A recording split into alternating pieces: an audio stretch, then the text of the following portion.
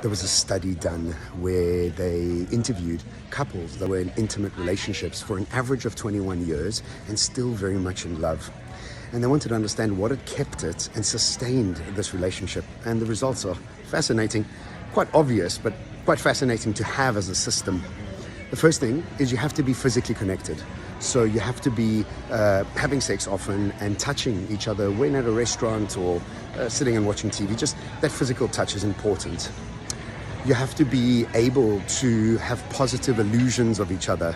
In other words, you must focus on the positives of each other rather than the negatives of each other, which is often what we do, but we all got faults. And so really to train your brain on that focus.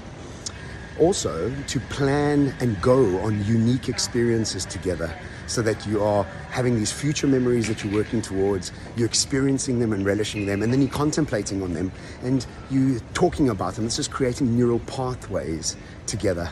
And that's really important because you're connecting in your stories and memories of your life. And another one that really was fascinating is you have to verbalize at least 2 to 3 things about your partner to your partner on a daily basis. Having this sort of uplifting focus about each other, even through the process of being triggered, which is obvious, which happens in all relationships, having that physical touch, holding that space, having empathy for each other, having positive illusions for each other, seems so obvious, but as a system and a practice, when you understand them and can anchor them into your language, they become quite fun to do. And I am in a relationship, and it's just been such a wonderful system to follow. And really, when you do them, there's an upliftment and energy, no matter what mood anybody's in.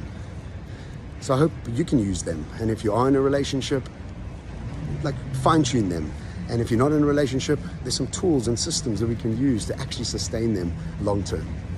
Cheers from Detroit.